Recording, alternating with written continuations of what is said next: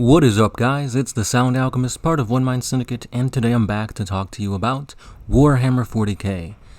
Now, it's been a pain and a little bit hard to try to record, because usually I record at night, and if you live in America, you know that in just a week or so, we've got the 4th of July coming up. What that means is fireworks all the damn time. And it's annoying when you're trying to record, and then pop, bang, you've got these loud sounds in the background, and it's just so annoying. But thankfully, it's raining today, and it's raining pretty hard, so it's a nice change of pace. I really enjoy it, and I'm sure a lot of you wargamers are enjoying the slew of orc content that Warhammer 40K has been getting. So it's a ton of new information to look forward to. We've got an article coming from the Warhammer community that showcases us yet another new figure for the orcs. So by now, we know that the orcs are getting their 9th edition codex.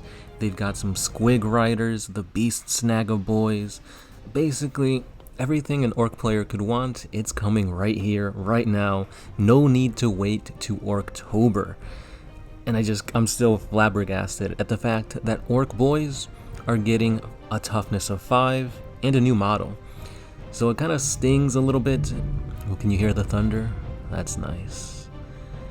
But tell me, does it sting a little bit if you guys have a green tide of like 100+ boys, and now you see this new model?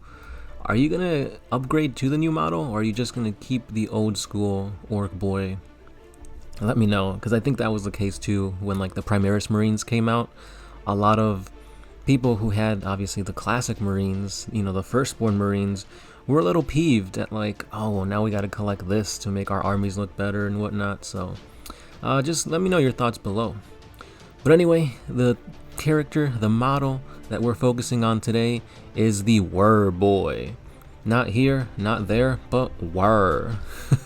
He must have been hanging out with Chingy back in the day, because he got it right there, because he's a Whir Boy. Alright, I'm gonna stop. But anyway, this guy is essentially a new Psyker unit for the orcs.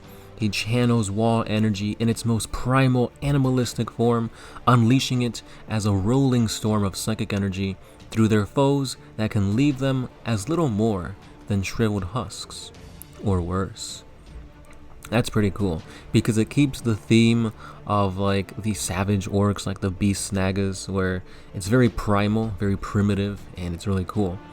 So what I'm getting from this is that potentially he can turn characters into squigs. This is something that Magnus can do, and some Thousand Suns and like Chaos Powers are capable of turning. So let's take a look at the awesome Squiggly Curse Witchfire ability that this guy can muster out. So lore-wise, the War Boy cackles madly as he transforms the foe into a herd of squigs. The now terrified and confused beasts rampaging through their former comrades before bounding away. So yeah, basically what this does is that the Squiggly Curse would have a warp charge of 7. If you activate it, you select an enemy unit that's within 12 inches of this Psyker, and then you roll a d6 for each model in that unit, to a maximum of only 6 die. For each result of a 4-up, that unit suffers 1 mortal wound, and if any models in that unit are destroyed by the psychic power, every other enemy unit within 6 inches of that unit suffers a mortal wound. So that's pretty cool. Just thinking about it, it's very funny to see, like, well, obviously it only works on 1 wound models, but let's say you're going up against like a Tau Fire Warrior, and you activate the Squiggly Curse. Whatever Tau Fire Warrior dies to this mortal wound essentially becomes a squig, and then starts attacking enemy units that are within 6 inches of them. So that's pretty hilarious. I would really love to see like people convert and make custom squig models to see that actually happen on the battlefield. I mean, that'd be pretty cool, seeing like a blue Tau squig running around, or like a Eldar Guardian squig. That'd be pretty cool. And it's just hilarious. Like thinking of a freaking Psyker turning you into a squig it matches the whole aesthetic of the orcs. Brutal, yet a little on the, I guess, childish / humorous side.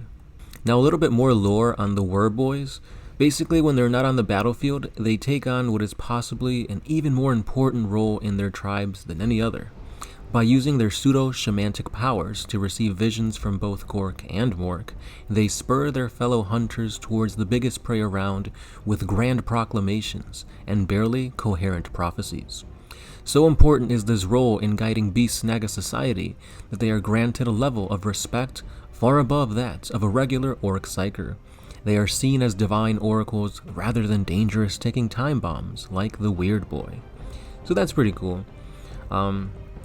It's just interesting to see these guys are like shamans. They're like future seers in orc society, when in reality, they're just there to cause mayhem and get to the biggest, baddest fight around.